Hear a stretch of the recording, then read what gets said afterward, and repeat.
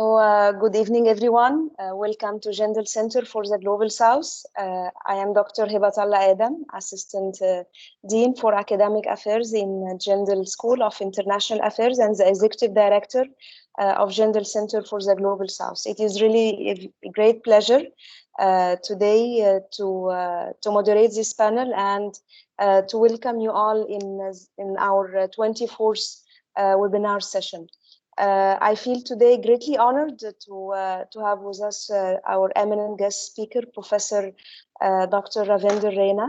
Professor Rena is a profound academician and distinguished economic scholar, writer, editor, advisor, and public intellectual with over 20 years of teaching and research experience in Asia, Pacific, Africa, and European continents.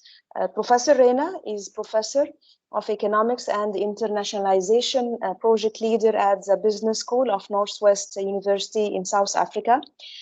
He also serves as an adjunct professor of economics for master's and doctorate programs at Monarch Business School in Monarch University in Switzerland. He received many prestigious international rewards. He wrote more than 10 books and published more than 120 articles in reputed national and international peer-reviewed journals. Besides that, he has presented over 40 papers in the national and international conferences and seminars. He has widely written in the areas of economics of education, development economics and inclusive growth, globalization and higher education, microfinance, rural entrepreneurship, World Trade Organization, sustainable development, foreign direct investment, development aid in Africa. That's why, ladies and gentlemen, and my dear students, we are fortunate to have with us today Professor Rena to speak on a very important topic, which is South-South cooperation between India and Africa, advancing the 2030 development agenda for sustainable development. So the aim of this session is primarily to explore India's role in international development cooperation as a global donor with a special focus on the ongoing India-Africa development partnerships and how they are helping in fostering the achievements of the SDGs in the African continent. So as we are having short time for this session, so we are going to start by the presentation of our guest speaker. It will take around 1 hour and a half, and then we are going to have at the end half an hour for the Q&A section. So I request you all, please, all our attendees, to prepare your questions and to write it down. You can raise your hand at the end in the Q&A section, or you can write it in the chat box if you are facing some problems and you cannot tell your question by yourself. So please prepare your questions, and please try to make your question to be concise and short sentence.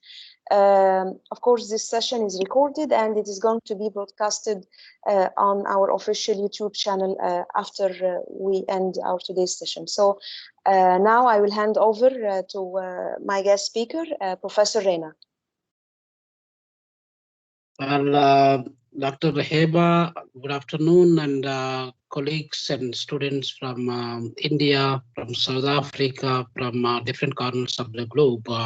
It's indeed a great honor and privilege for me to be part of this particular 24th webinar series organized by our OP Jindal Global University based in Delhi, India, and particularly the director of the Global South Cooperation, Dr. Hebatallah. I think, Heba, this is the third time that I'm communicating or probably sitting with your floor platform within less than 1 year, I guess. So it is indeed a privilege again for me to speak to your students who are master's and bachelor students or doctoral students who are doing research pertaining to South-South cooperation and developing nations. Probably that is indeed an interesting thing to speak or to share some of my insights. I was wondering, can you able to hear me? I'm still using my mobile phone and simultaneously Yes. I'm trying to jump onto laptop. If our laptop works better because it's a longer session, it would be easier for me to speak on the laptop. So that's what I'm trying in between. Just Yes. bear with me. Okay. Mm. Well, I also congratulate the OP Jindal Global University for choosing the pertinent topic, which is very timely, that South-South cooperation and India's role in Africa, and that role, how it is going to help in advancing the 2030 agenda of Sustainable Development Goals of United Nations. So that is absolutely an important topic. I must congratulate Dr. Heba to choose that pertinent topic. Well, ladies and gentlemen, without wasting much time, I would like to touch upon my speech for today. Will be comprising of three different areas. The area number one, I will speak about India, and area number two, I will speak about Africa, and area number three, I may also touch upon a few things about SDGs, Special or Sustainable Development Goals. And probably I can try to integrate wherever I can what India is doing in Africa and what is the role India is absolutely playing in African continental development. So that is what my speech for today. So before 1 second, just trying to click the link. Yes. So, ladies and gentlemen, I would like to give an overview of what India is doing in India as a country. So probably many of you sitting in India or Indian nationals may be knowing about India, may not be knowing what I'm speaking, though probably we could be the Indian nationals or students of India. And at the same time, I would like to share some of the insights about India towards the African students, towards the African colleagues, towards the African researchers, towards the policymakers of Africa. So India, ladies and gentlemen, is one of the biggest countries in the world, which is occupying the seventh position in terms of the area size.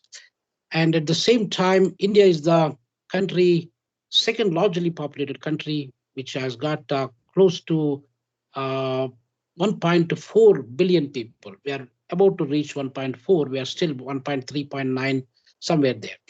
So that is the second largest populated country, and it also playing an important role in the South-South cooperation.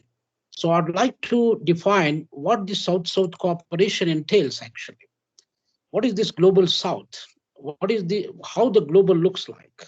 So I would like to touch upon the globe is, as we think, it must be very big if you think, or it is small if you think. So it all depends upon our perception. But to give you a rough picture of the globe, a globe is about 520 million square kilometers land. That is the total size of the Earth. Now, from this 520 million square kilometers land, India occupies probably about 2.1% of the total land. Whereas Africa as a continent, it occupies 30.1 or maybe 30.5%, 30.1 million square kilometers of land, which covers about 20% of the surface of the Earth. So you can imagine India occupies 2.1%, whereas Africa occupies 20% of the planet. So meaning that there is a lot of synergy, a lot of comparison between India and Africa as a continent. India is also considered as a subcontinent more than a country itself. So we'll touch upon some of those salient features. So this is what looks like. And now Africa is a continent. The population of the African continent is also close to Indian population. So that is the kind of match between India and Africa as a continent. India has got, as I said, close to 1.4 billion people. Africa is a continent which is comprising of 55 countries in the continent, also possess the similar amount of population about 1.3 billion. Now, if you look at the languages of India, and languages of India made about 450 languages India has got. Africa has got also probably more than 500 languages across the continent. Whereas the ethnic groups of India, more than 1,800 ethnic groups India has got. Africa also got probably more than 2,000 ethnic groups across the continent. For instance, Nigeria has got more than 289 ethnic groups. Ethiopia has got more than probably about 89 to 90 ethnic groups. And the list goes on. I'm not going to touch upon those details. So ladies and gentlemen, this is how the comparison between, so we are trying to compare, we are to interact continent, which is second biggest in the world with about 31 million square kilometers, whereas India as a subcontinent, which has got 3.2 million square kilometers. So 30.1 and then 3.2 million square kilometers. That's the comparison we are making here. Now, ladies and gentlemen, if we look at the India as a country, it has advanced in terms of science, technology, engineering, innovation, and the international trade and manufacturing, agriculture sector, and so on and so forth. So we will touch upon some of those important aspects from time to time. But now the point of the matter here is that India got independence in 1947, 15th of August. That's what India is all about. So for the past 74 years of Indian independence, what India has achieved, let us also look at some of those important aspects here. So we all know that, ladies and gentlemen, India is still sitting as a developing country in the world. It is absolutely a leader of the global South. Now, global South, being the global South, what India is doing actually, Mahatma Gandhi said when India got independence on 15th of August 1947, then Mahatma Gandhi forecasted that probably this is the end of British era, and British cannot sustain having a lot of colonies across the globe, because we all know that British become a country, such a small country, which is smaller than Northwest province of South Africa, where I'm sitting, but it tried to rule major portion of this world. Now, why it has done and how it has done also we'll try to touch upon. And then the British was trying to end their rule once the India got independence. India was also playing a vital role in terms of the decolonization process. Ladies and gentlemen, if we look at the African side, the first country liberated from the colonialists was none other than Libya in 1951.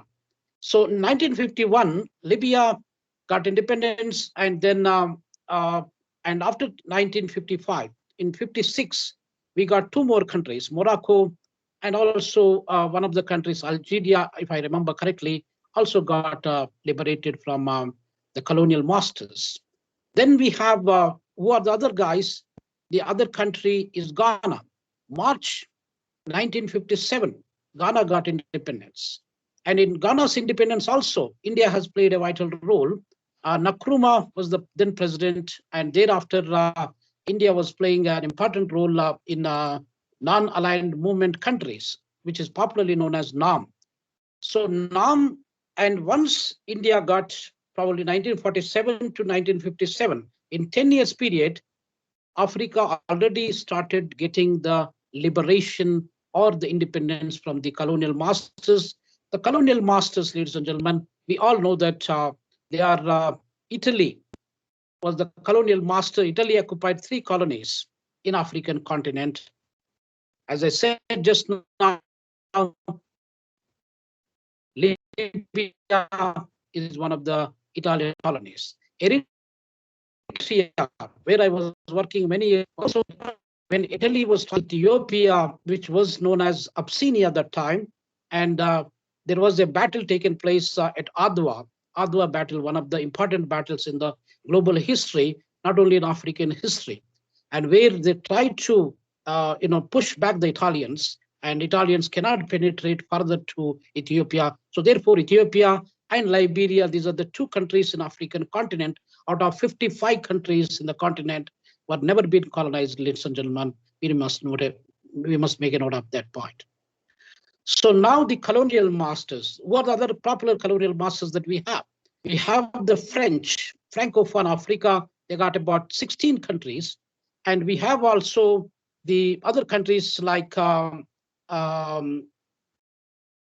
British colonies. We got Nigeria, you got Uganda, you got Kenya, you got maybe some extent South Africa and many other countries also in the Anglophone Africa.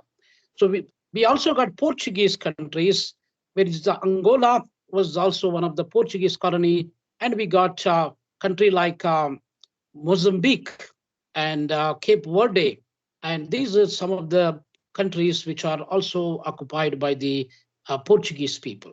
So Germans also played a role in African politics, occupying Namibia, where I worked some time back. Namibia was a German colony, and there are a few other countries who are also part of the German as a colonial master. So ladies and gentlemen, we must remember the point here that the colonial process was started in West European countries, where there was a conference held, I think it was 1884 in Berlin. That was popularly known as Berlin Conference. So in Berlin Conference, there was all these European countries or European colonial masters, they assembled, they tried to think about the Industrial Revolution and the aftermath of the Industrial Revolution. The outcome of the Industrial Revolution is that there are a large number of industries that are being developed, and the massive scale of production or the larger scale production was also increased tremendously within a short span of period in about 60 to maybe 70 years period. So then they begin to think that Europe is such a small continent, ladies and gentlemen. Europe is little more than 10 million square kilometers land, whereas Africa is 3 times bigger than European continent. So in fact, as a matter of fact, you remember that Canada as a country is by and large the same size of European continent.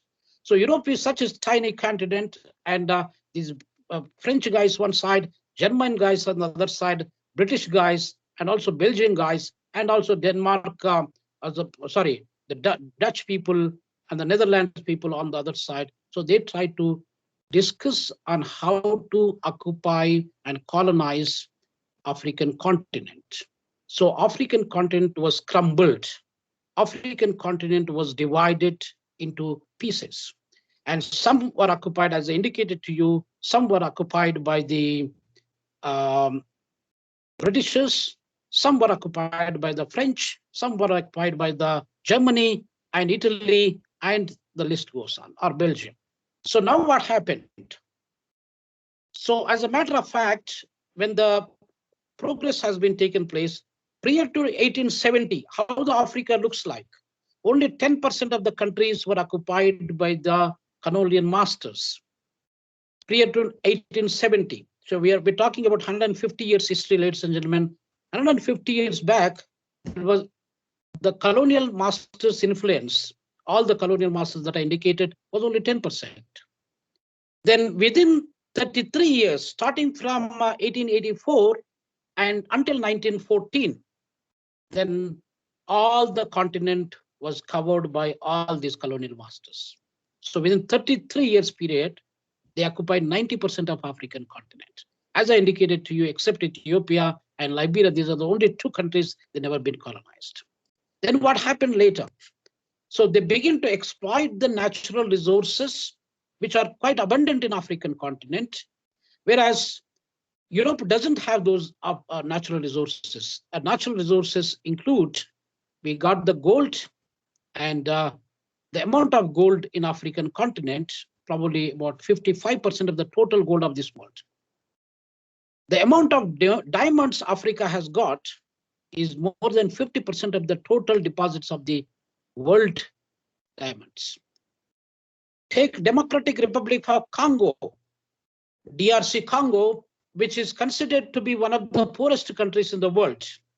As of today, it occupies number 3 position in terms of the ranking, in terms of the per capita income, and that country alone contribute 30% of the total gold of this world. So Africa is not poor continent, ladies and gentlemen. We must remember that. Poverty is a kind of perspective. It is not, it's nothing to do with, there's no proper measurement. Although we say a World Bank and World Bank define poverty, if somebody is secured an income less than $1.25 per one day, they are living below poverty line. So that is the kind of poverty measurement line that they fixed. But there's a discussion as an economist, as a political economist, I can argue on that. That's not a true reflection of poverty in African continent. As I was saying that DRC Congo, Democratic Republic of Congo, which has got probably about $25 trillion worth of assets, natural resources. And we call Democratic Republic of Congo as the poor country, our poorest country in the world. Among the top 10 poorest countries in this world, that is occupying third position is in this world, ladies and gentlemen. So we must remember this fact. Now, looking into that paradigm, Burundi is also number one country which has got only $263 per annum per capita per person. $263. We are talking about Burundi. Rwanda, Burundi, they are the tiny countries in African continent, and Burundi has got the lowest per capita income in the world, ladies and gentlemen. Then probably we got countries like Central African Republic, which has got little more than $300. Even DRC Congo, which has got about $450. And we got South Africa, where I'm sitting here today, which has got more than $5,000. So this is the per capita income structures, ladies and gentlemen. Whereas if we look at the other side of the coin, the developed countries like Qatar has got close to $130,000 per capita per person per annum in Qatar. We got Luxembourg, more than $100,000 per capita income. We got Singapore, more than $104,000 per capita income. So what does that say is that? So 104,000 in Singapore, $130,000 in Qatar, and more than $100,000 in Luxembourg and Macau and so on. The other smaller countries in the world, they are having the top per capita income base. Whereas the African continent countries, which are still rich in terms of the natural resources, they are sitting with less than $1,000 per capita income. Now, if you look at the dynamics of the story here, let us try to understand the World Bank classification of 2020 July. Last year, the World Bank, International Bank for Reconstruction and Development, which is popularly known as World Bank, has classified the countries into 4 divisions. What are those 4 divisions? Low income countries, which has got less than $1,036 as their per capita income. And low middle income countries. So low middle income countries group is starting from $1,037 to, let's say, $4,045. That is the bracket, that is the range. So if we take that bracket into consideration, India is sitting as a low middle income country. Now, the third group is that middle income countries, MIC. The middle income country, there are only a few countries in Africa, let's say Mauritius, South Africa, and Botswana, maybe a couple of other countries, or Seychelles also probably sitting there. And these are the only countries in African continent, maybe about 5 or 6 countries in African continent, which are in the rank or having the rank of upper middle income countries. So then we have got the other category. The upper middle income countries category starts from $4,046 to $12,535. So that is the up to $12,535 is called as a upper middle income country group, ladies and gentlemen. Now, if the country which has got more than $12,536 and above, that is called as high income country. So this is the latest classification of the World Bank. Now, can we compare a country? Luxembourg is a tiny country which is much smaller than a district of India. If you take 42 parganas of West Bengal state, or maybe Karimnagar district, or Delhi as a district, or Delhi as a state, and there are so many other districts within India, more than 4,000 districts of India.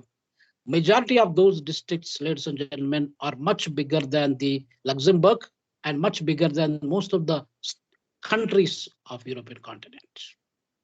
Now look at that, what they have there. In terms of the natural resource base, they don't have anything what Africa has got, ladies and gentlemen. But still, now the global world, the world has been divided. As I indicated to you earlier, that it has got 520 million square kilometers land is been divided among the north to north countries one side, south to south countries on the other side. The south countries, global south, that is our topic today. We got 2/3 of this world, more than 75% of the global population living in this particular south countries, ladies and gentlemen. North to north countries, which we call the so-called developed world, they are probably less than, and they are known as north countries. So north is a kind of perspective where we tend to think that north is south is backward. So this is how the world has been divided into two parts. So we got north is developed world and south is developing world, underdeveloped world, backward world, low income countries, poor countries, highly indebted countries, you name it. All those names they keep, third world countries, and so on and so forth. So this is the definition of global south. Now, as per the definition, India has got the per capita income of less than $1,900. According to the latest statistics of 2020, India has got less than $1,879 per capita income India has got. I was telling you the list of countries. Malawi, you take Malawi is our neighboring country here, which has got less than $600 per capita income. You talk about Mozambique, you talk about Mali, you talk about Somalia, Ethiopia, Eritrea. Eritrea has got, as I indicated to you, I worked in Eritrea many years ago. Eritrea per capita income is $689. So you can imagine the situation that majority of the African countries, they do not even cross the $1,000 per capita income range, whereas country like Luxembourg, Switzerland, and Netherlands, Singapore, South Korea, Japan, America, and all these countries, UK, they have many times more than, probably even 100 times more than what the African countries are having. So this is the ground reality. In this ground reality, now, as I indicated to you that after India got independence in 1947, that's when people begin to realize we should not be under these colonial masters administration anymore. We should administrate ourselves. Africa is for Africans. And all these European masters who come here to exploit the natural resources, to exploit the cheap labor, to exploit for their own benefit, they must leave. They must go for good.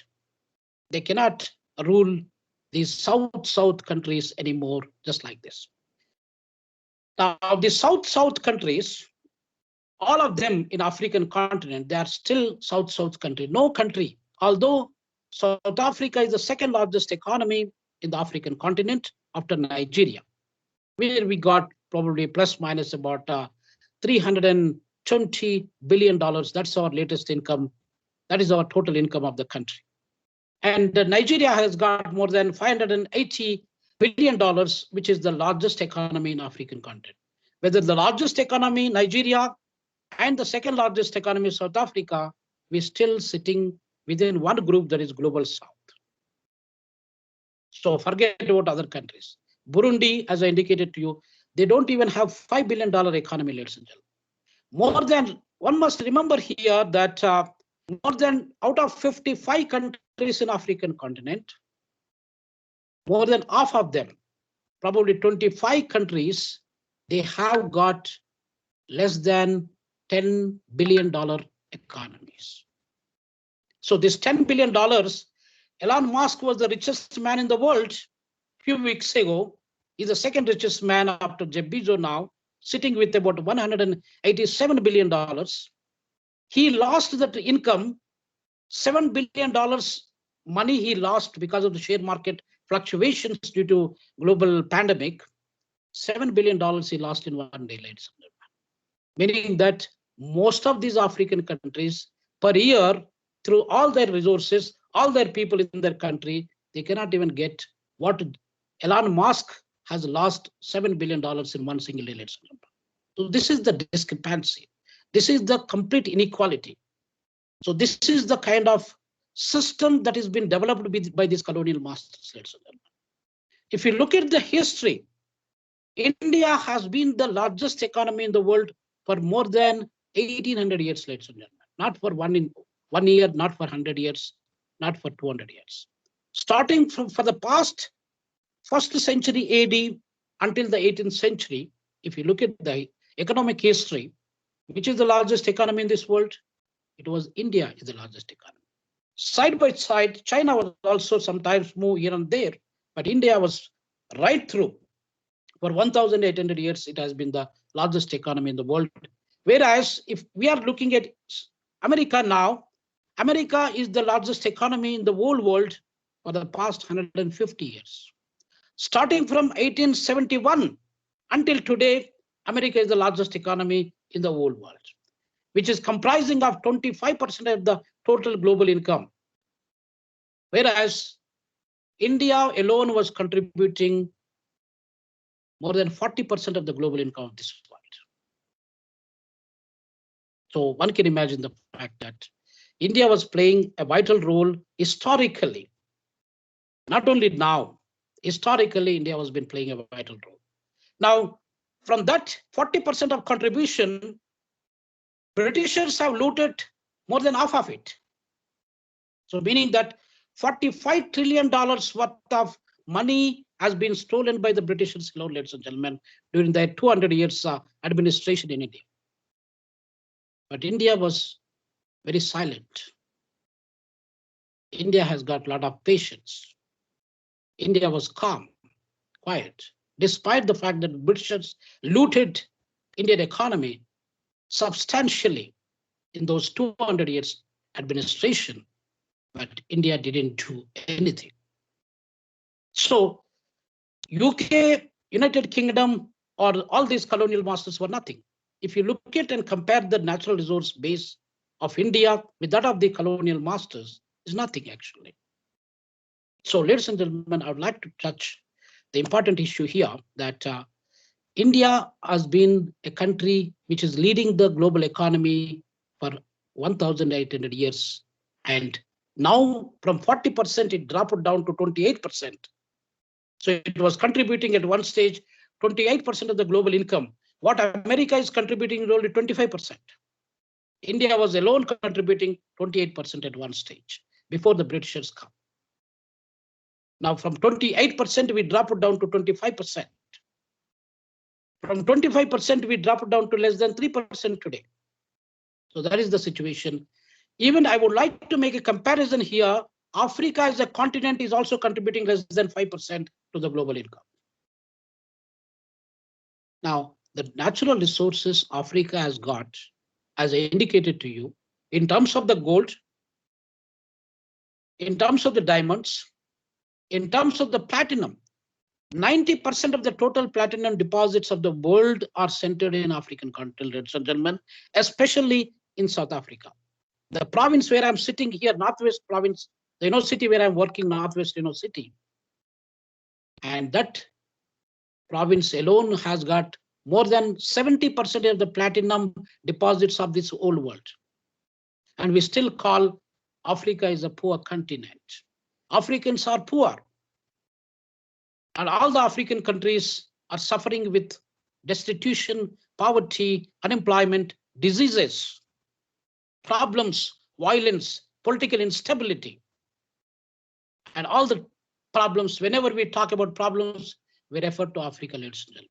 That is the wrong perception. I've been living and working in Africa for more than 2 decades of my life. I've seen Africa closely. And all the students in India, they may be thinking that Africa is a dark continent. Take the Egypt, for example, which was flourishing in terms of the Egyptian civilization more than 3,000, 5,000 years ago. Egyptians have built the pyramids, which are unshakable structures. Even after 5,000 years of history, they begin to think that 7,000 years. 7,000 years. No, Thank you, Heba. Yeah. So 5,000 BC, probably plus 2,000 AD, together is 7,000 years. And 7,000 years pharaohs, they built the pyramids. Giza pyramid, which we consider that is the biggest pyramid in the world or in the country. That all of us, we begin to think that time is an important element in our life. You all know that how much money you have in your bank, but you never know how much time you left with. So every one of us are afraid of time because we never know when our time comes. But the Egyptian pyramid is afraid of time. It is not the Egyptian pyramid is not afraid of time. Time is afraid of Egyptian pyramid. So meaning that the structure that was built, robust structure that was built and 7,000 years ago, until today, it remains as one of the strongest structures. What I'm trying to tell you is that, ladies and gentlemen, Africa has got a civilization. Africa is the continent where the first human beings of this planet are living here in this planet or in this continent. Ethiopia, more than 2 million years ago, Lucy, when I was visiting Ethiopia some time back, I visited the museum where the Lucy was being displayed. Lucy was considered to be the first human being, or other one, Eve, in the history we talk about. So Lucy 2 million years ago. And Morocco, South Africa also, these are the countries, more than 300,000 years ago, there are human beings, they were living here. Before in Europe, before in other parts of the world, human beings were living here, ladies and gentlemen. So we got a rich history for African continent. Now, we got rich resources until today. Sierra Leone, Liberia, they are considered as the poorest countries in terms of the per capita income. They rank in the top 10 poorest countries in the world. You go to their countries, they got plenty of diamonds, plenty of natural resources, where other European countries, they do not have. And we call Africa is poor country. Based upon the measurement of per capita income, we begin to say that Africa is a poor country, or Africans are poor people. Africa is a poor continent. No matter down the line, now for the past 70 years of African history, March 1957, Ghana got independence with the support of India. So India has been playing a vital role in the non-alignment movement, and in line with that non-alignment movement, it was also playing a vital role in African decolonization process. So thereafter, there are many countries. Kenya got independence, Nigeria got independence. In 60s, many countries started getting independence. Rhodesia, which was properly known as Zimbabwe today, also got independence in 1980s. So in all this independent process, India was trying to play a major role. India, unlike China, China also been playing a vital role for the past 70 years in African history, in terms of the investments, in terms of the infrastructure development, in terms of the military, in terms of business, commerce, and trade, China has been playing an important role. It has become an aggressive partner on African continent. Whereas Indian side, India always believes that Satyameva Jayate and Vasudhaika Kutumbam. So these are the two fundamentals, ladies and gentlemen. Satyameva Jayate is that always honesty triumph. Always honesty is the best policy. And Vasudhaika Kutumbam, meaning that the whole world is one family. So if you look at the history, all the human beings, Adam and Eve, or the Lucy, or the whatever the human beings that are come from African continent, we are all brothers and sisters indirectly.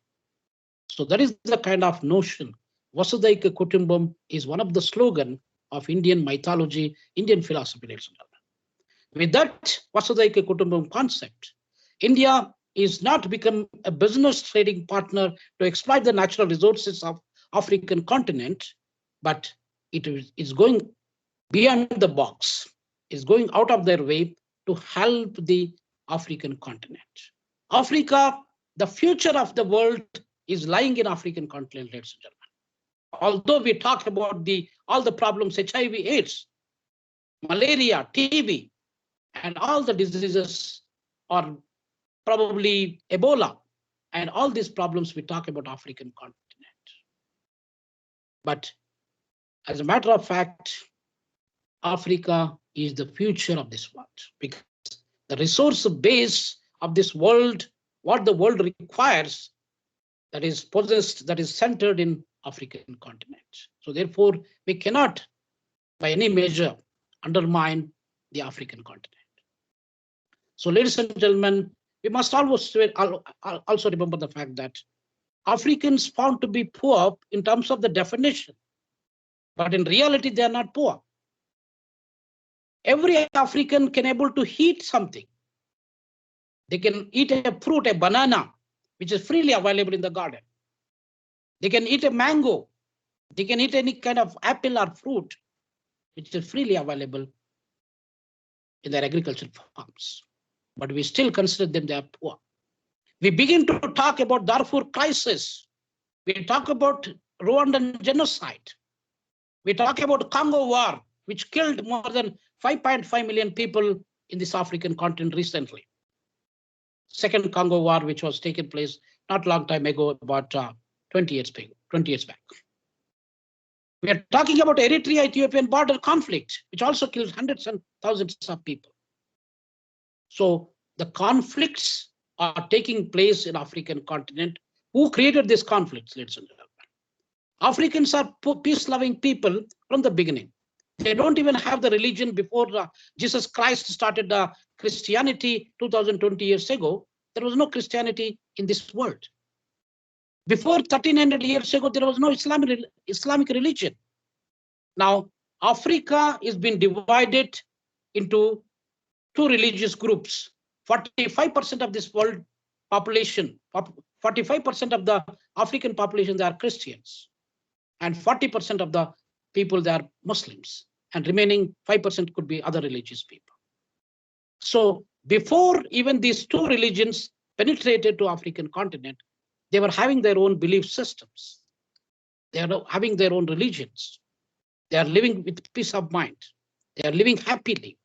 But now these colonial masters came, they tried to exploit the natural resources during their tenure, during their reign. But it's not only that, they also created lots of problems. Permanent problems are being created in African continent, also in the whole world, ladies and gentlemen. Today, Pakistan and India, they are one country. 74 years ago, they've been fighting. 4 times they fight the battle, ladies and gentlemen. In 1947, they fought. In 1965, they fought. In 1971, they fought again because of the Bangladesh. And 1999 also they fought again. 4 times they fought because of the Kashmir, Jammu Kashmir as a state. And 1 time they fought about the Bangladesh, formation of Bangladesh. So this is a permanent conflict that has been created by whom? It is none other than the British. Otherwise, Pakistanis and Indians, they always live like brothers. We are one family. We are going to be one people, actually, one heart. It is the politicians with the help of the so-called the selfish politicians with the help of these selfish Britishers who are always interested in dividing the people and creating the fight among themselves and trying to see when they are fighting and killing each other, they want to see that drama.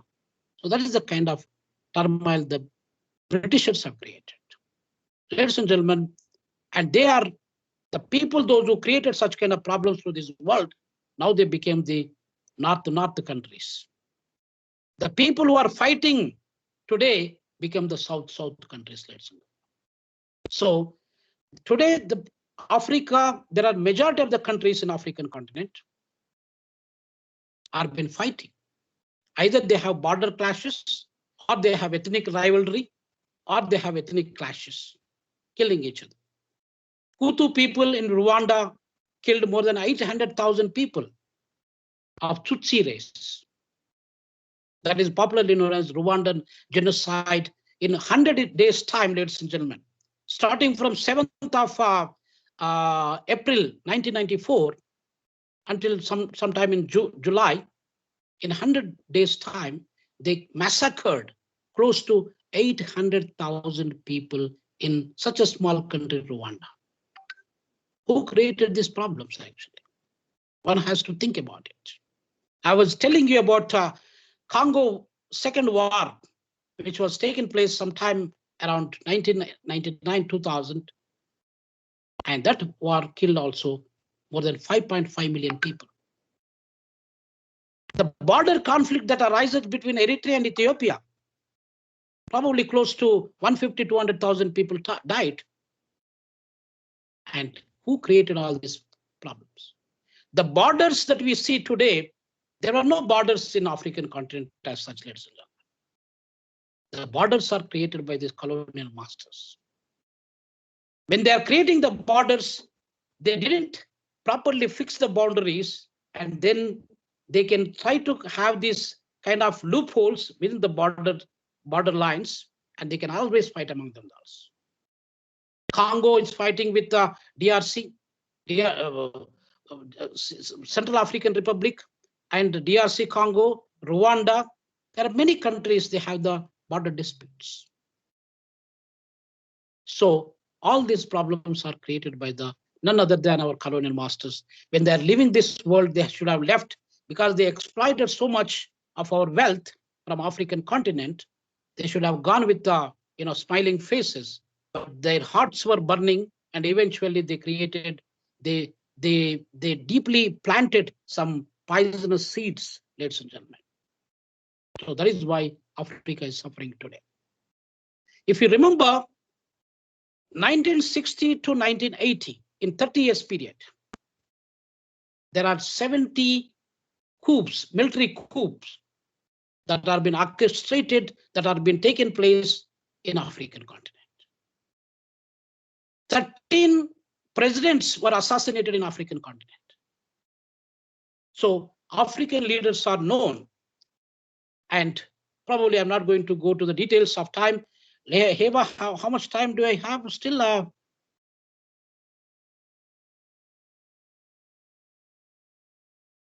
Yes, Professor. So we can have more of 15 minutes, 20 minutes, if you would like. It's up to you. Okay. Yeah. Well, that's fine. Thank you very much. Yes. So I was telling you that, ladies and gentlemen, we have got 70 military coups that were taken place in African continent within 30 years period, starting from 1960. 1960, only most of the African countries began to liberate, get the independence. From 1960 to 1980, another 40 years back, there were 70 military coups that are attempted. Whether it is Uganda, whether it is any other country, there are so many military coups. Now, 13 presidents were assassinated, killed. So one can imagine the situation. So African leaders are more interested in the power politics than developing their countries or promoting or developing their own fellow human beings or citizens. So that is why, ladies and gentlemen, if you talk about the BRICS concept here, we know that India, South Africa, Brazil, Russia, these are the 5 countries, and China are part of the BRICS as a group. BRICS countries.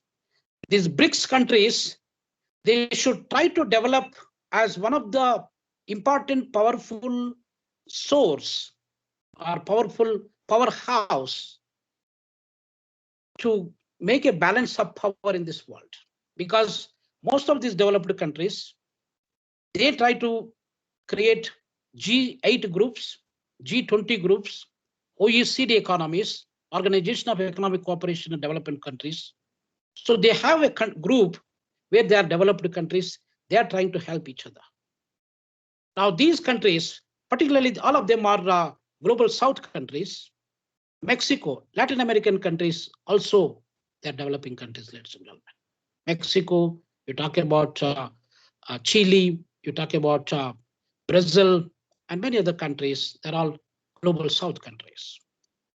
So global South countries, they try to form this group. So Brazil from Latin America, from Asian continent, India, China, African continent, we got the South Africa, and from Europe, we got Russia.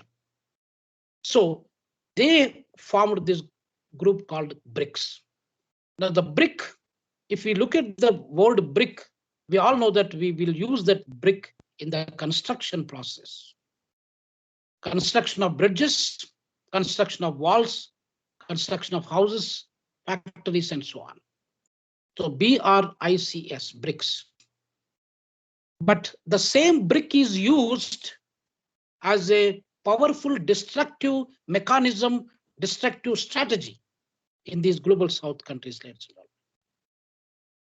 How that is possible? A BRIC is generally used. We all know, all our students, all our people sitting here, they know that BRICS is a kind of brick that we use in the construction. I'm telling you that the same brick or BRICS is used as a destruction. So how that is possible? Let me explain to you. B, the first B stands for the BRICS, BRICS. That is the complete word. B stands for bribery. R stands for robbery.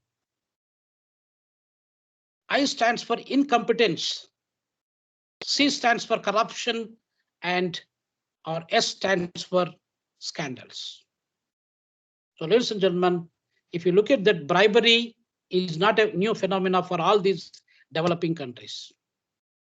Robbery is not a new phenomena as well. Corruption, scandals, incompetencies, all these things are deep rooted in the global South countries, ladies and gentlemen.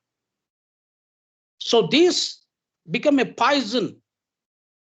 Whatever development that our people wanted to achieve, and these 5 BRICS,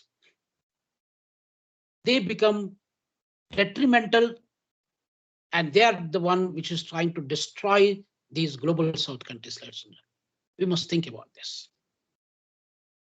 So if you look at the education side, if you look at the health side, if you look at any standards, I was talking to you about the conflicts that we have.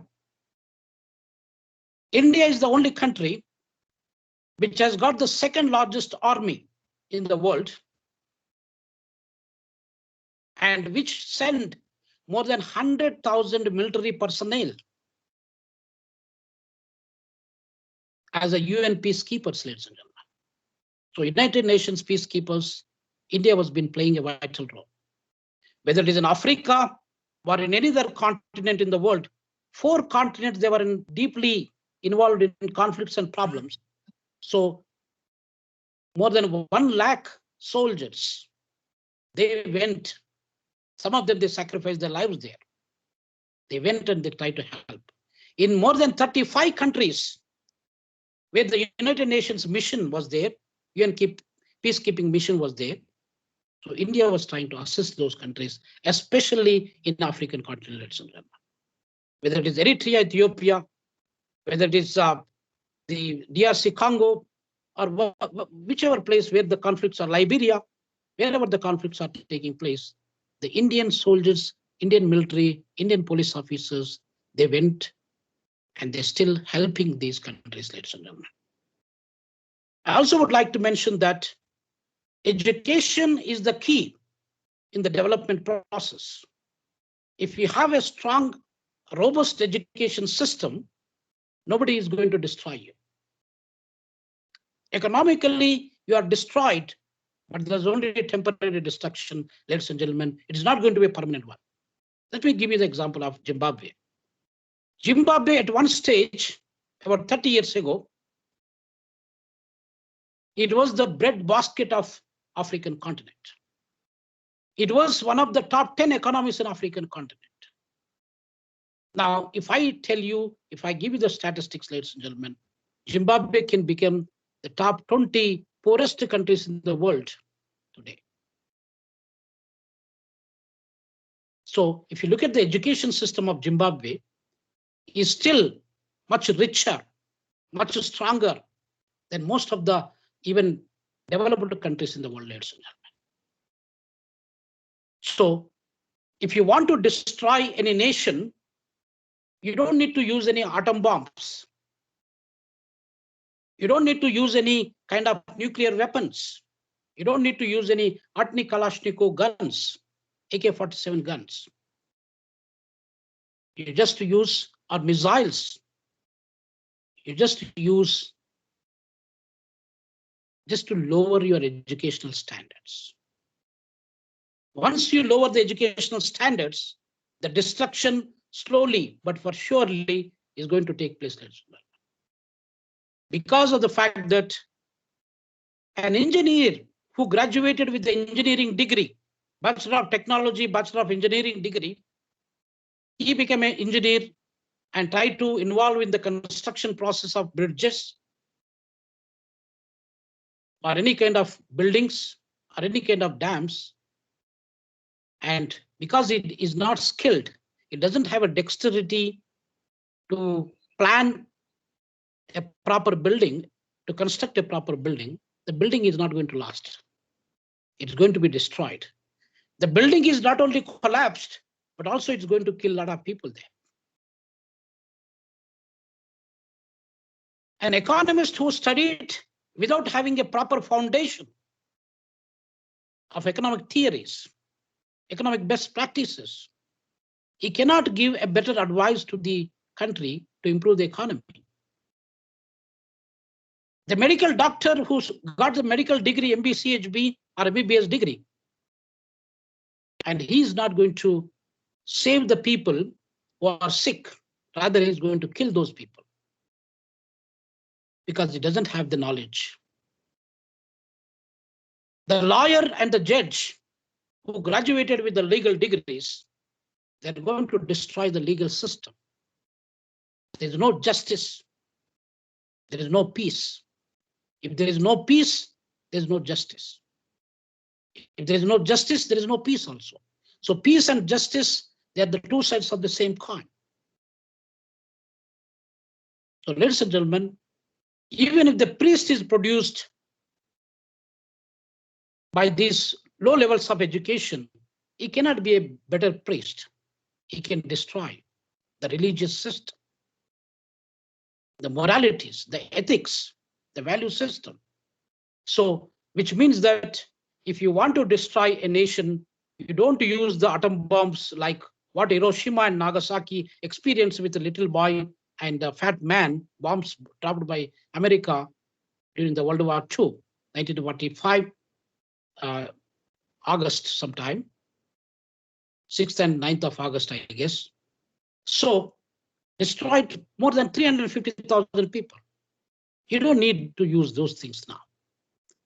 The moment when you low level, when the person is copying, pasting, the person is not even applying his mind and trying to find the shortcut ways in getting the degrees, they cannot be successful. So that is, therefore, ladies and gentlemen, education is an important source. It is a strong, powerful weapon that can build any nation. That is why Nelson Mandela once said that education is an important pillar that can make an agricultural farmer's son as the president of the country. Maybe Honorable Prime Minister Narendra Modi ji or Ramnath Kovind, the President of India, probably they could be the farmer children. So there are so many farmer children. They are the chief ministers, including Telangana State Kalvakuntla Chandrasekhar Rao is also a farmer child. He is a farmer himself. So a farmer can become the country's president or a prime minister through the education. Somebody who is working as a mining worker child can become a mining manager. A scavenger child can become an IAS officer or IPS officer or a medical doctor. A rickshaw puller's son can become a medical doctor. A driver who is working in a public transport company, his child also become an IT specialist. So that is the power of education, ladies and gentlemen. Education is the key. Therefore, India's role in terms of the African continent, what Africa probably has been experiencing, as I discussed with you, all those problems. Now we have these SDGs, Sustainable Development Goals, which were embarked by United Nations Organization, probably 2015. We, as a matter of fact, we started Millennium Development Goals in the year 2000. In the year 2000, there are 8 Millennium Development Goals, poverty eradication, and so on and so forth. There are 8 goals. Now they try to use these 15 years to try to eradicate those 8 goals, which they absolutely failed. Improving the literacy, improving the sustainable development, the environment, and so on and so forth. Poverty, unemployment, destitution, hunger, all those things. But the United Nations absolutely failed in achieving those Millennium Development Goals in 15 years period. Because of the fact that, ladies and gentlemen, as an economist, I was telling you that in order to eradicate the poverty in this world, United Nations experts, they begin to think it is possible to do it in 15 years. Absolutely, they are wrong. It takes about 150 to 200 years, ladies and gentlemen. As of now, whatever the poverty that we have in this world, in order to eradicate the poverty, it takes between 150 to nearly 200 years. It's not 15 years. So probably United Nations, they forgot to keep 0 after 15. So we must think about that. India is the only country in the world. Of course, China has achieved 700 million people they took out of the poverty in about 30 years period. India, even if you take 1960s, 1950s when India got independence, or India became republic on 26th of January 1950, the poverty was very rampant. More than 60% of the people of India, they were living below poverty line. A country which was prosperous country, a rich country in the world for more than 1800 years, and those Indians, they begin to live with 60% poverty, below poverty line. Now, all the measures that India has been embarked with the poverty, there are more than 25, 30 poverty alleviation programs, and Mahatma Gandhi Rural Employment Guarantee Scheme, Guarantee Program, and all those things. Dwarka, development of women and children in rural areas, and so on and so forth. So with that, India could able to lift about 400 million people out of poverty, ladies and gentlemen. If you look at the poverty levels from 60%, now it became less than 17%. So that is the kind of beauty. As a result, we have eliminated the poverty. And now India, what is trying, it knows, India knows the experiences. India is seeing the vision and the relationship that it wants to build up with African continent. It is trying to help the African people. And it is trying to help the students of Africa. The government of India, for many years, every African country, they can send their students to India to study there for free. They get the scholarship and they get the free boarding, free tuition fees, free air tickets. That's what India was doing in order to help African students, ladies and gentlemen. It's not only that, for the past few years, what India was doing is that they identified 17 countries in Africa, including Liberia, Zambia, Eritrea, Ethiopia, and maybe Uganda, and so on and so forth. All these countries, students who cannot able to afford to pay for their fees, they can register. Minister of External Affairs, there is a website, I Learn. Ladies and gentlemen, please make a note of that. I Learn. And then you can apply. There was an application that was due by end of January 2021. The last date was over. Again, the applications are going to come sometime before June, July this year. So every year, 2 times, the recruitment of the students is taking place.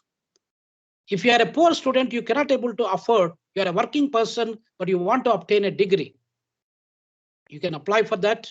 If you are eligible, you get a scholarship from the government of India to learn the course, whether it is BBA, Bachelor of Business Administration, MBA, Master of Business Administration, or any of the courses on supply chain management, logistics, entrepreneurship, any other areas.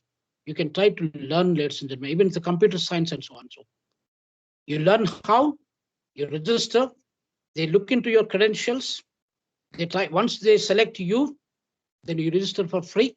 You learn for 3 years, just like any other degree program. You get the certificate, which is also internationally recognized certificate. Who is paying for all these fees? There are so many private universities in India. They come forward, they make tie-up with the Indian government to offer these kind of courses, online courses, distance mode learning. So you can learn. The government of India is going to pay on your behalf to the institutions who are offering those courses and programs to you. So this is a kind of help.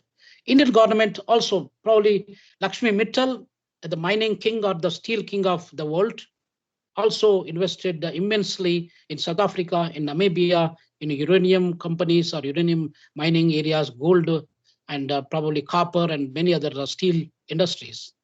And there are so many Indian investors. They invested immensely in Ethiopia, in Uganda, in many other African countries. Ladies and gentlemen, we must remember the fact that there is no African country. We got 55 countries in Africa, no African country without Indians. I can challenge you on that. India is exporting 25 million technocrats, scientists, engineers, doctors, and other experts, or professors, teachers, to different parts of the world. 25 million Indians are working in other countries, especially in African continent. So ladies and gentlemen, these 25 million Indians also could able to bring close to $100 billion as an expatriate money that can be helpful for the government of India as a foreign currency.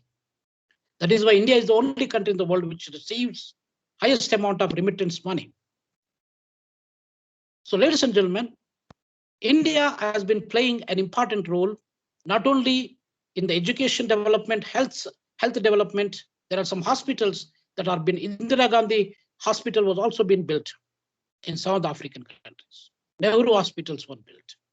So it's not about the name of any politician, but it is the Indian government, because every Indian citizen contributing every single cent for whatever the investments, whatever the donations given by Indian government to the African people.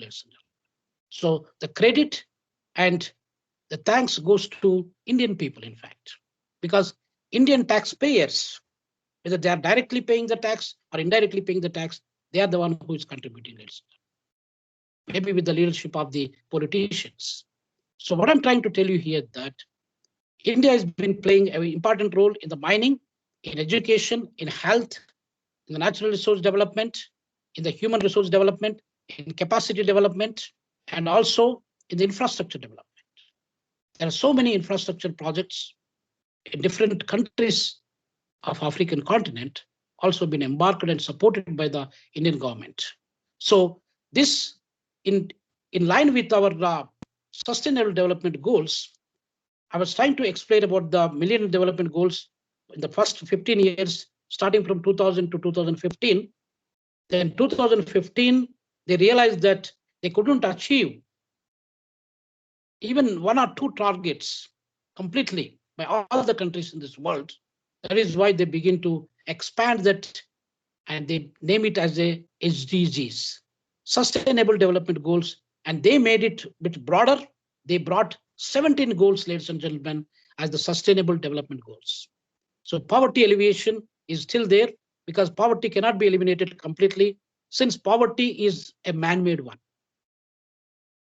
When we born for freely.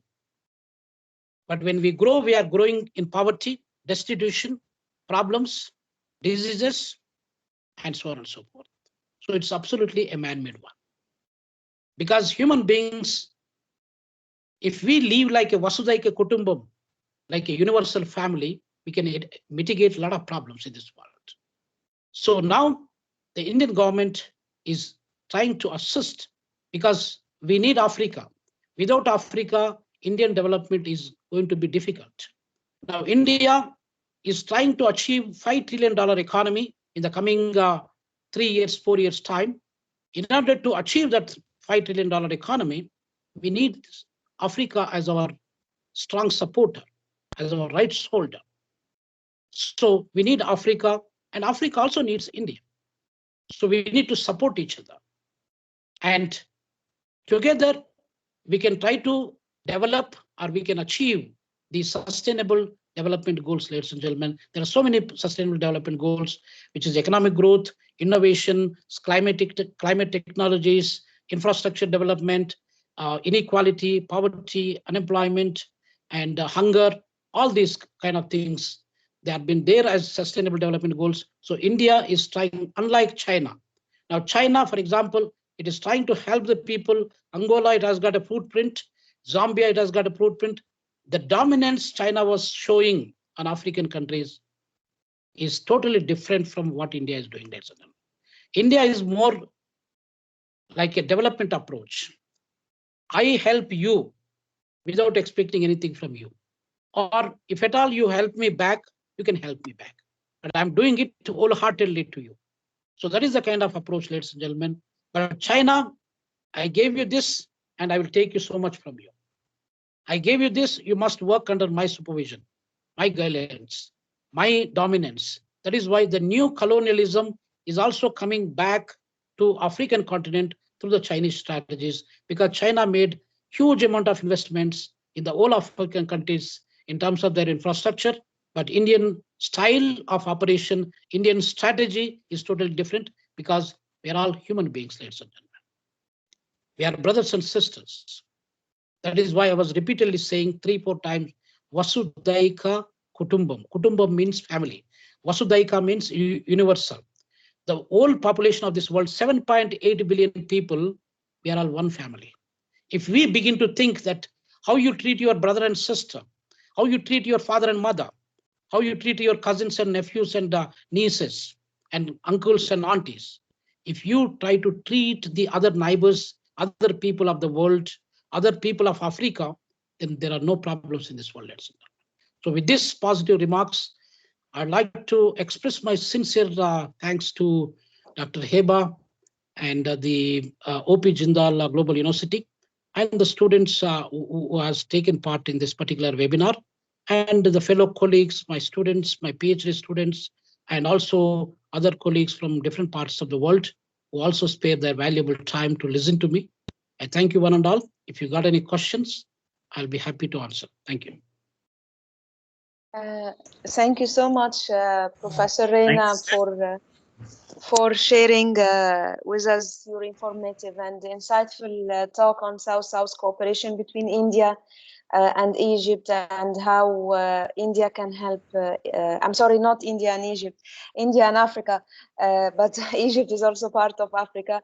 So, and how India can help Africa in advancing the 2030 agenda for sustainable development. And as you have shared with us, India and Africa are both having or sharing political, social, economic, culture relations dating back many centuries.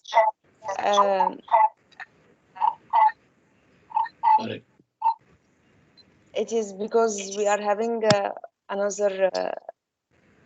Okay, so and as you have highlighted, Professor Rena, India and Africa engagements within the framework of South-South cooperation include socio-political and commercial issues, capacity building, development cooperation, and economic and technological initiatives. And as a conclusion of your talk, development cooperation programs that are focusing on creating and strengthening existing technological capacities and sharing developmental experiences and knowledge. This is the things that is having a significant impact in enabling African countries to attain their SDGs goals. So the focus should be more on capacity building and development cooperation, especially just like you have highlighted in education, infrastructure, and sharing experience with between India and the African countries. So now, Professor Rena, if you allow us, we shall start our Q&A section. And I request, please, our participants to write in the chat box their question, or to, if they would like to pose their questions by themselves, they can raise their hand. So let's take first Siddharth Wave. Please, Siddharth, unmute yourself. Good evening. Thank you, Professor Heba. Thank you, Professor Ravinder, for your wonderful lecture here. Professor, I've got three questions for you, quick ones, I promise. Professor, thank you for your thoughts. First of all, the similarities between the African continent and India was well articulated. In your lecture, you mentioned a need for a new kind of cooperation between the two, right? The world stood witness to the apparent failure of the non-aligned movement in the past. Do you have suggestions for Cooperations 2.0, which will have accountability and visible results at its helm? So that would be my first question for you.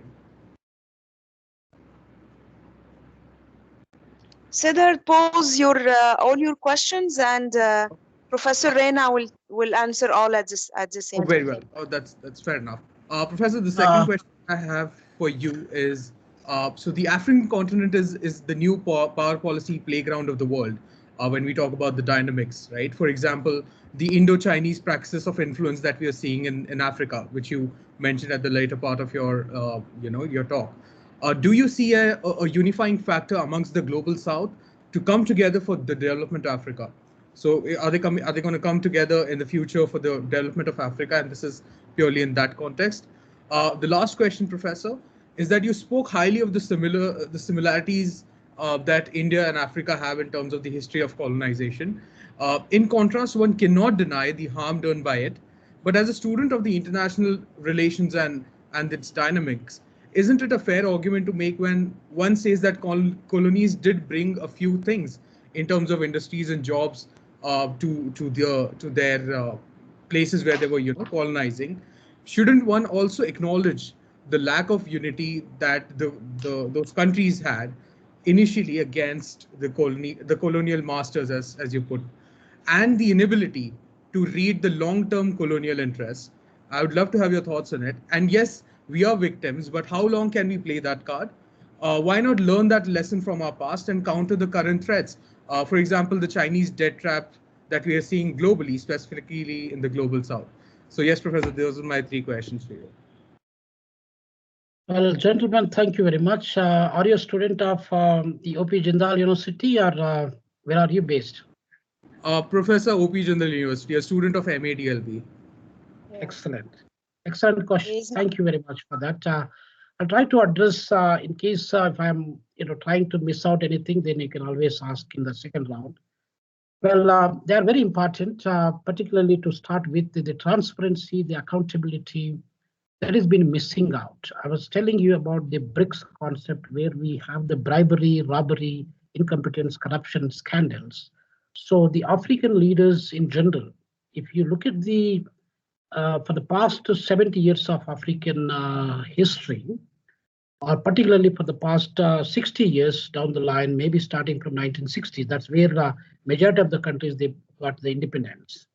Now, what is happening is that the colonial masters, when they are leaving the country for good, they try to choose some of their puppets, because at the end of the day, they still need to serve those puppets. These puppets will serve the colonial masters and their interest in terms of exploiting the resources and in terms of trying to get as much as they can. And indirectly, it is though we say that we are liberated, we got independence so and so year, but literally we do not have any economic independence as such. We may have a political head of state who is our person, who is a black person, but literally that black person is trying to fulfill the desires and the objectives of the West colonial masters. So meaning that we are not independent yet. So that is the kind of point I would like to raise. And now you can also see there are some leaders that we have. Colonel Gaddafi was there in power for about 40 years down the line. And even Hosni Mubarak also in Egypt was there in power for a very long time. And we have Isaias Afwerki, where I was working in Eritrea for a long time, starting from 1991, when Eritrea got independence from Ethiopia. And for the last 30 years, he's in power. And Robert Mugabe, the late president, recently, 2.5 years ago, passed away. And he was also there in power for a very long period of time. So if you look at that history, even Museveni in Uganda, 1986 to until now, he's been the president. So once the African leader comes to power, we only can see they want to stick to their power until they leave this earth for good. So that is the kind of tendency that they developed. It is hard. There are so many countries which are dictatorial in nature, and they are autocratic. There is so much tyranny that has been administered. And so that is the kind of way the African people are being administered. So a leader is there to lead a nation, but not to rule the nation, but not to rule the people. So meaning that we have to, the leaders should be there in any democratic setup. A democratic country, though we say in Africa, democracy doesn't work.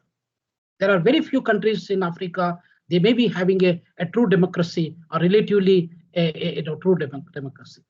Majority of the countries, they do not have, though they conduct the elections once in 5 years or 7 years or 4 years, but it is not a true reflection.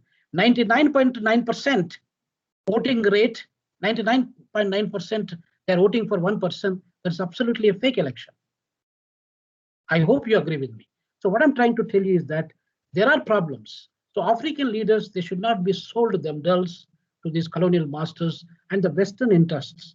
Now that is why Saddam Hussein in Iraq, and then many countries in Libya, Colonel Gaddafi, many countries, they are in turmoil because of the interference of these Western countries, where they are looking at not you and your people benefit, they're looking at your resources, nothing more than that.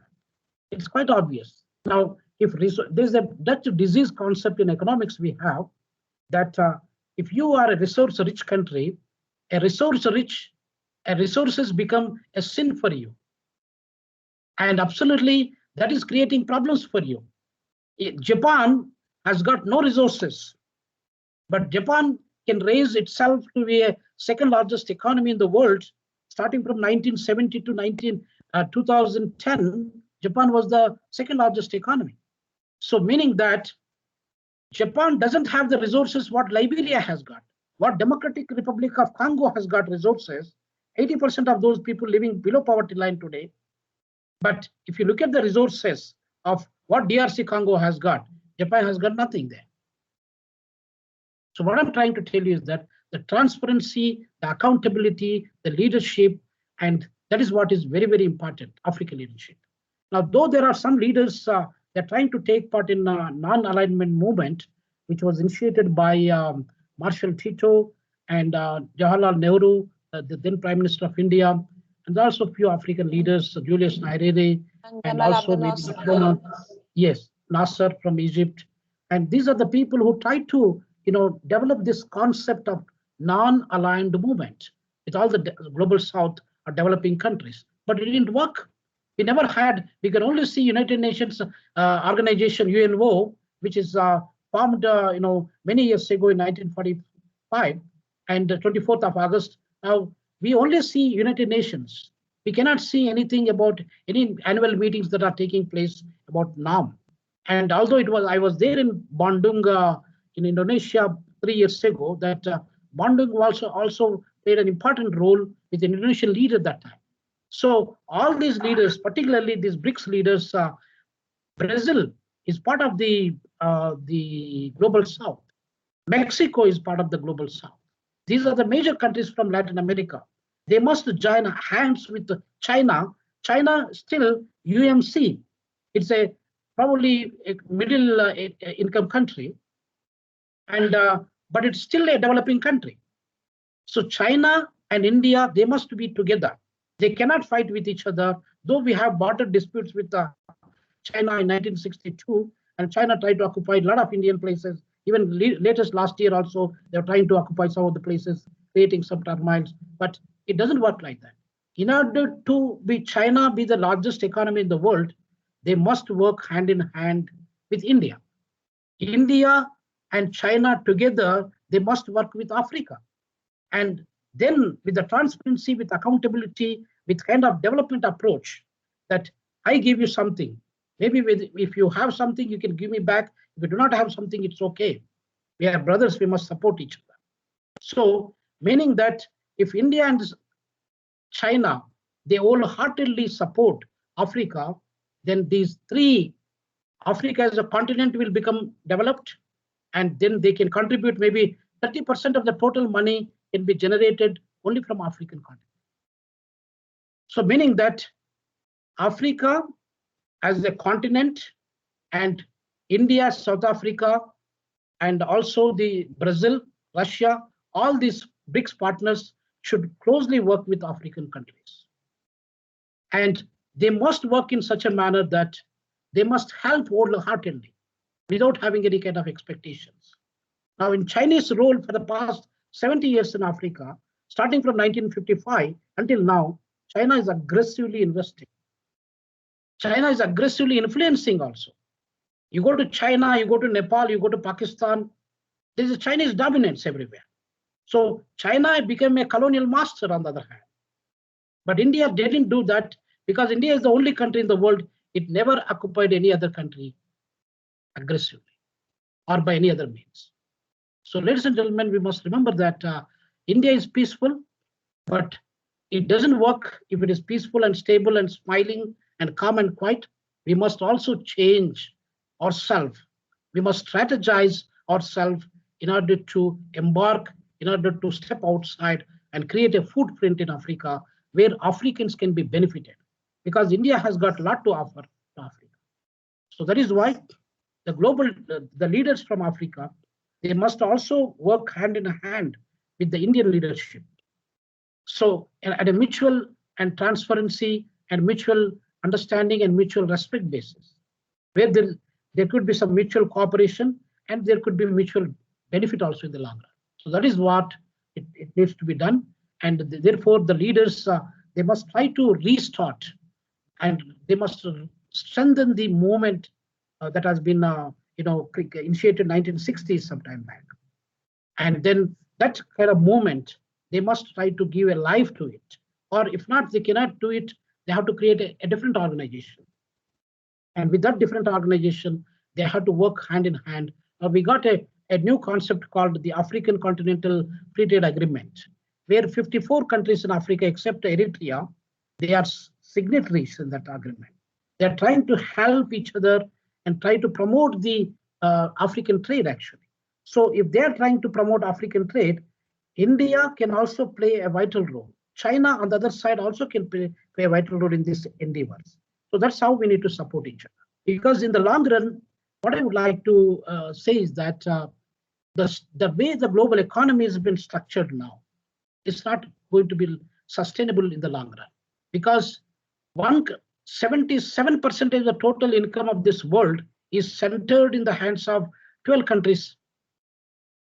And remaining all 200 countries in the world, they are having about 23% of the income, whereas 77% of the income is held by only 12 countries. Where is the justice you want to bring in here? So it is going to be like top heavy and bottom weak. And we all know that even a small child can identify and tell the truth that if it is a top heavy and bottom weak, it's not going to be long lasting. It's going to be weak. It is going to be fragile. So therefore, we need to create a structure where we need to develop the strong base. And then from the base, we must construct.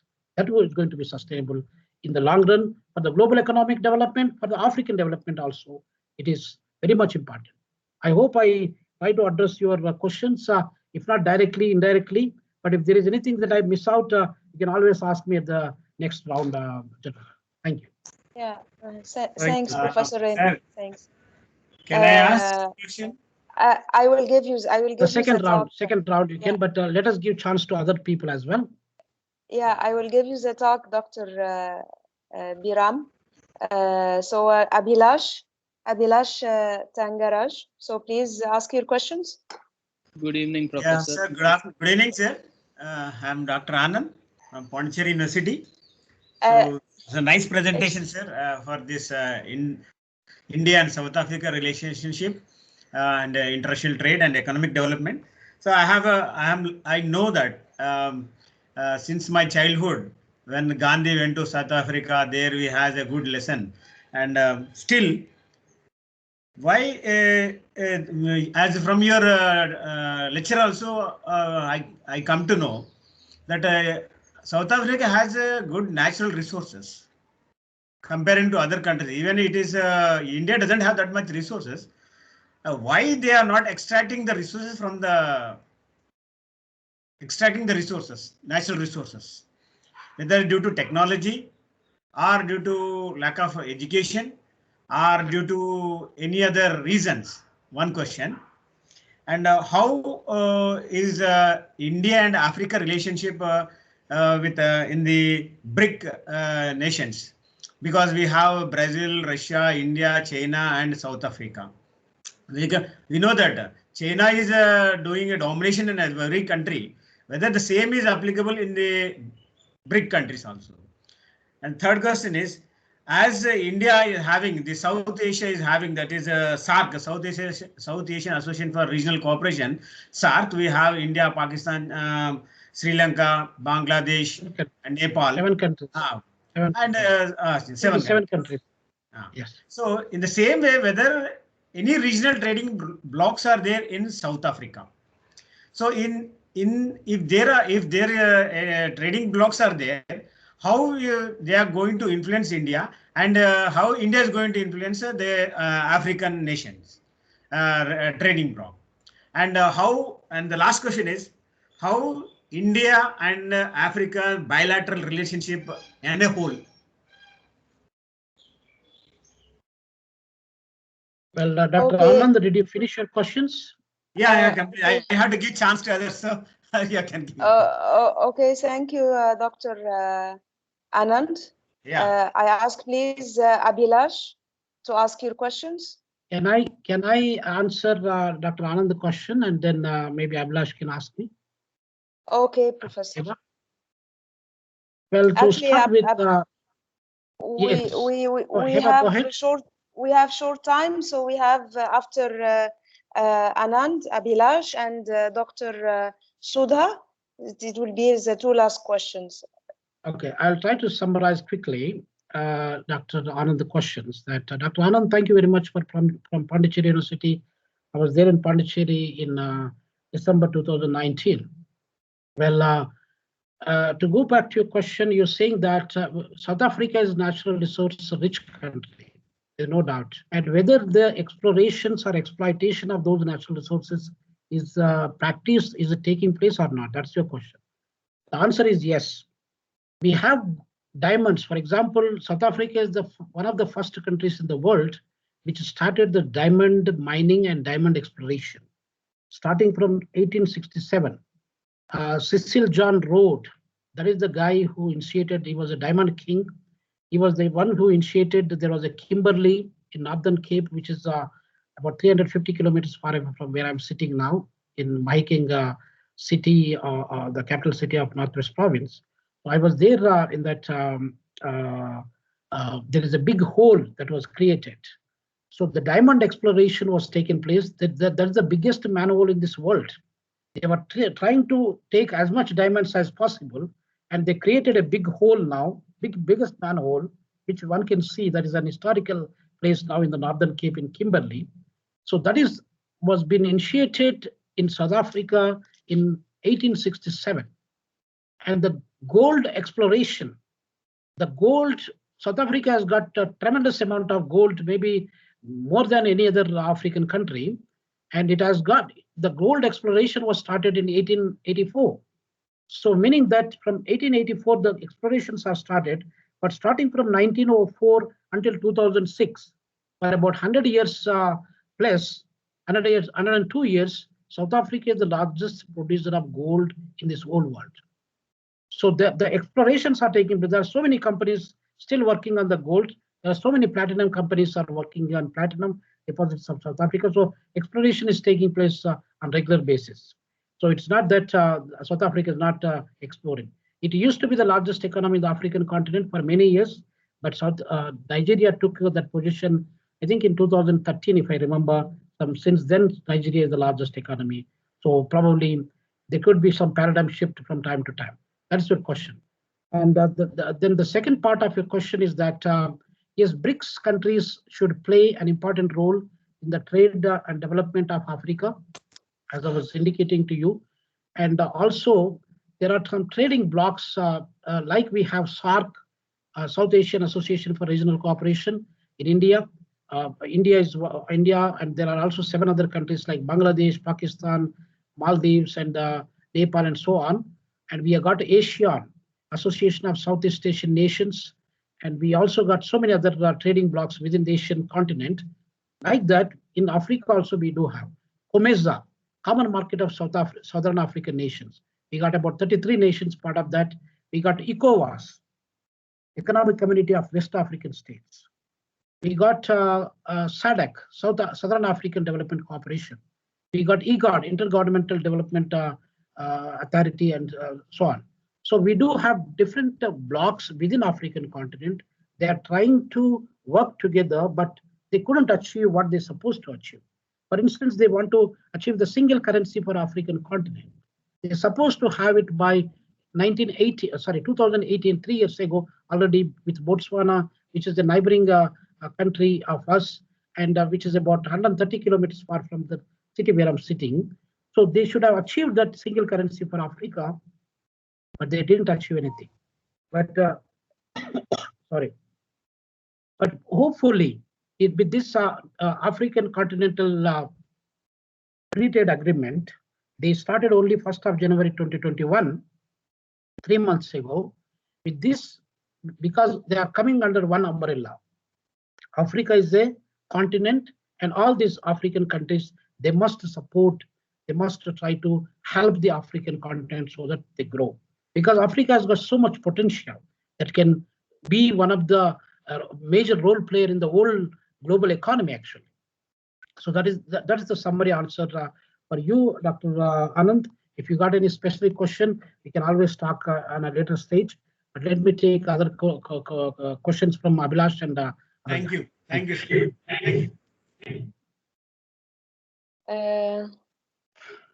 Okay. So Abhilash, please. Yes, Professor. May I ask my question? Yes, please. Yes. So I have a very basic question to ask, sir, because I don't have much of a background in economics. But in the regional trade agreements that we have, there is a fundamental problem in that hierarchies arrange themselves within the regional trade agreements itself. So there are stronger countries in the blocks, and there are weaker countries. How do we get past that problem in order to get proper South-South cooperation? Yeah, that's very important and very valid question, Abhilash. The quick answer would be, you see, in any trading bloc, there would be some major countries, major economies. So overall, whatever they do, although the trade takes place among these member nations, but the benefit, the developed country or a dominant country is going to get more benefit than the other countries. Let me give you an example. We got a association called SACU, South African Customs Union, where South Africa, Namibia, Botswana, Lesotho, and Swaziland, these are the member countries, 5 countries. Now, South Africa is the dominant country, it's the biggest economy. So most of the benefits that are accrued from that particular organization, South Africa is the one who get a major share. So obviously there are some, that is why there could be some proportional result system, or there could be some kind of system. If you are contributing this much, you need to get this much as your benefit. Something like that. There should be, one second.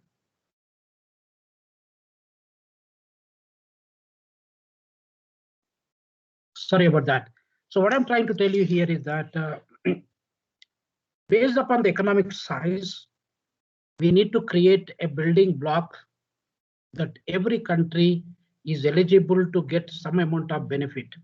If the country is playing a major role in the overall economic activities, doesn't mean that the country should also reap all the benefits for itself.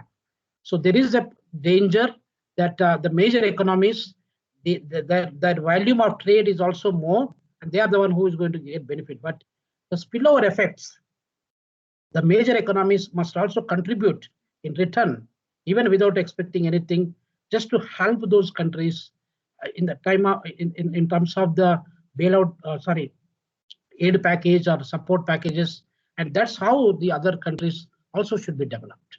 I hope I answered your question, Abhilash. Thank you. Thank you so much. Yes. Yeah. Thank you. Thank you, Professor. Also, Abhilash, we have you were also with me in international economics course. So if you remember, in this part of regional trade arrangements, so we have explained this point also before. So also maybe after we can have a discussion, you and me, and I will re-explain this point also again for you for regional trade agreements again. So here before Dr. Sudha Nishita, South-South cooperation is not only about governments cooperating together. South-South cooperation, if you remember, it includes also private sector, trade, foreign direct investments. It can be NGO. So it is about the global South, different partners from global South. It can be government or NGO or regional organization. It can be bilateral or it can be intra-regional. So it is not only associated with government. So your statement saying that South-South cooperation is associated with governments only, it is not right. It includes other partners. It can be private sector, or it can be foreign direct investment, it can be trade, it can be humanitarian assistance. And Pan-African e-network is an example of South-South cooperation between Africa and India in the education sector. So it is an example of South-South cooperation. So I don't know what exactly is the rest of your question by saying to what extent can South-South cooperation happen in a continent like Africa? What is in a continent like Africa, do you mean, Nishita? which also carries a negative connotation of drug and mafia. It is all over the world, not only in Africa, it is in Latin America, it is in Asia, it is in Italy, it is also in USA, it is not only in Africa. Is it realistic to give a PPP model for primary issues like healthcare and education? I think here, Nishita, you are raising your hand. Explain your question, please. Explain what do you mean by that. Yes, Professor. I hope I'm audible. Good evening, Professor. So Yes, what I was Rena. trying to say is that generally with the important issues like primary issues like healthcare and education, it is taken upon the onus of the government, right, to given their funding or to have some kind of budgetary allocation for that particular thing, or the primary onus is of the government to provide these basic amenities in a country. So my question was that I was just reading about Kenya a couple days back because of something, and my father actually happens to be a doctor and he got an offer from Kenya, and the person we were in connection with said no sir, there's a lot of drug cartels and mafia, and it's a bit dangerous, and the healthcare isn't really developed, the government isn't doing much.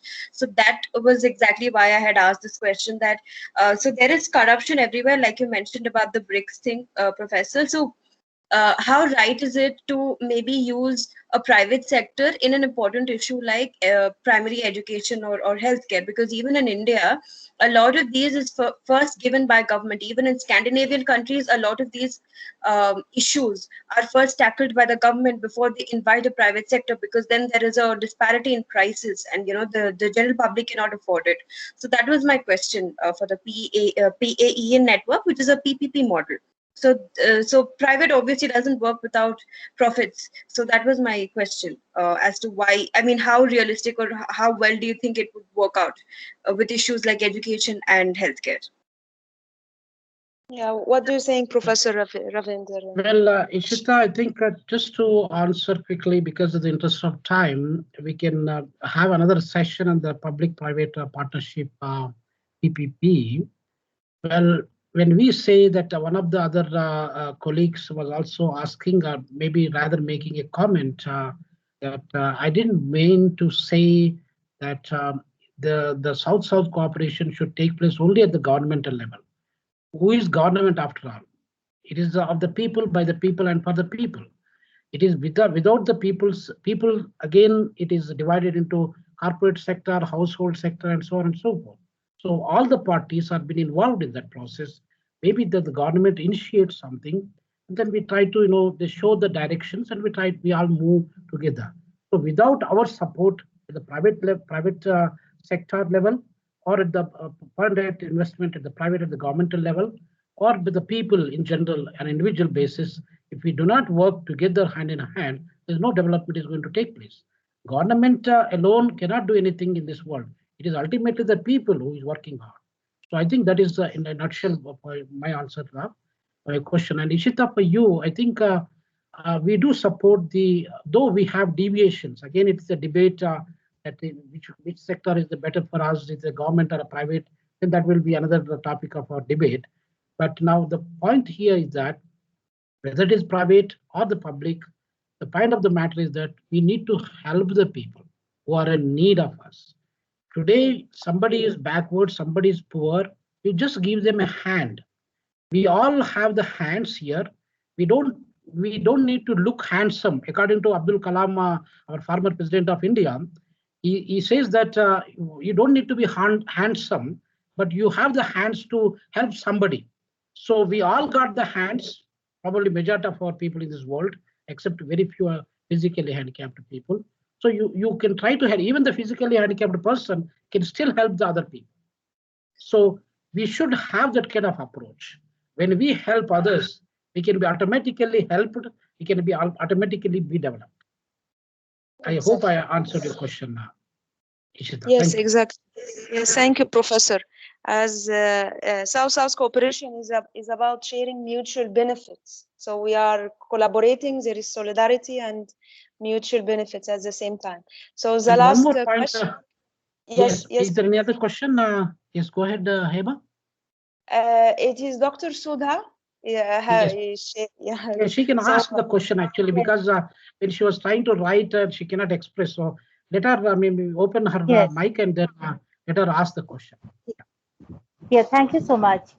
So there are a lot of takeaways from today's address, Professor Dr. Rena. I'm extremely glad I attended this amazing session. It was absolutely strong in thought leadership. And I think you've spelled out the way forward for the world. Because when we talk of the sustainable developmental goals, it is very important that the base is strong. For the ship to move forward, the keel has to be strong. And yes, Africa has got immense resources. And since the doomsday clock has started ticking, the world will need resources. And it's high time. It is not anymore about, affluence or diamonds. It is all about addressing those problems of hunger and poverty. It's about achieving equitable growth and caring for the ecology, because unless we do that, time is already flown past. And so it is not about anything being in our hands any longer. We have stretched the limit already. Moreover, now coming back to some of the economic aspects discussed, which were extremely relevant, realistic, and moreover, the fact that yes, transparency is the way forward. And this transparency is at the core of what should be equitable development, and it has not happened since many years. So, will it happen is a big question mark. But having said this, there is one important question which I would like to ask you. And in the interest of time, if you feel that you would like to take it up later, I leave it to you. But it's extremely, you see, a matter of great interest that India and Africa having played such a great contribution.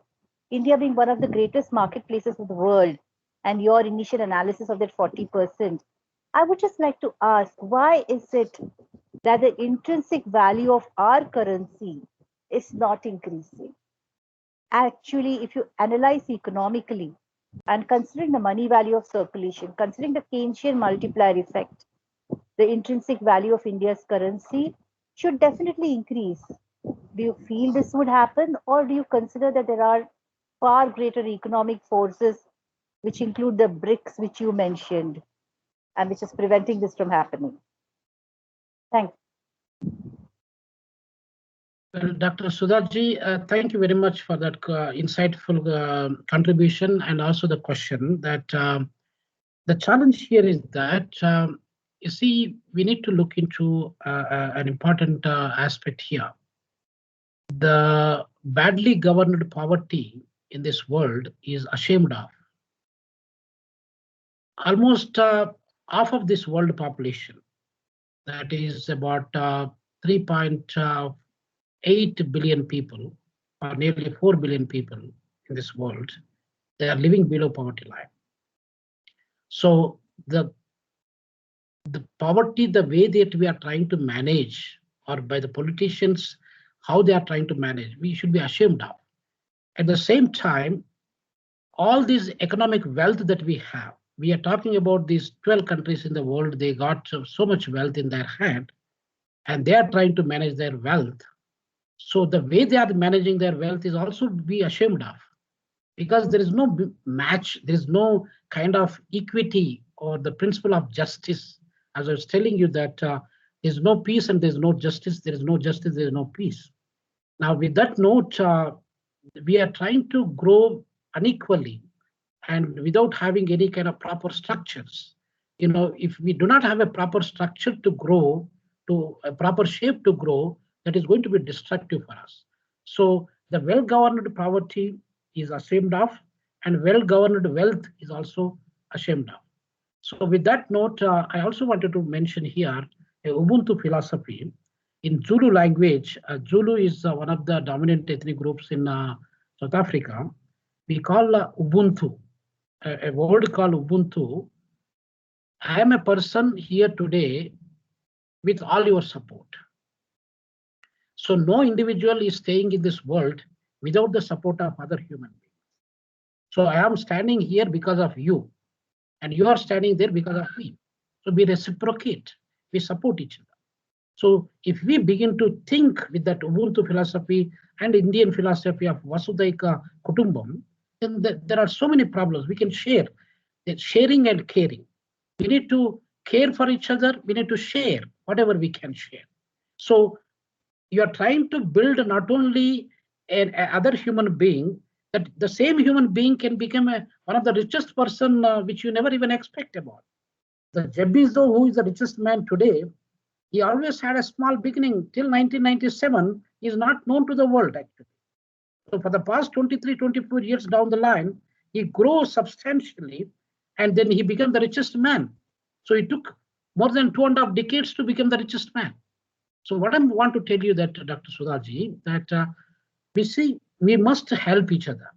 If we don't help each other, that is why India, as much as possible, it has to help the African countries. African countries in the long run is going to help India, and India will become the richest country in the world again. What we lost about 250 years back, we will regain that status only with the help of South Africa. Sorry, with the help of African continent. So we need to support each other. So that is why Africa and India, they are two sides of the same coin. We cannot de-link. We cannot separate them. So we must, all the policymakers, all the Indian leaders must think about this.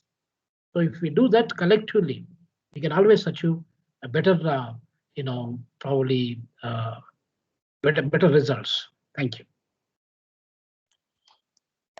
Thank you so much, Professor Ravinder, for your patience and for taking these questions and being with us more than the scheduled original time for the session. So before ending this magnificent session, I would like to express my gratitude to you, Professor Ravinder, for accepting over and over my invitations and being always with me and receiving with acceptance my kind invitations to you. So thank you so much. And I'm thankful also for my students and participants who have joined us today. Thank you so much, and have a great day ahead, a great evening, and stay tuned. We'll have more sessions with upcoming sessions with our center. And I hope also that Professor Ravinder will join us in more future sessions. Thank you so much, Professor. My pleasure, Dr. Heba, and all the listeners and all the students. Thank you very much, and enjoy your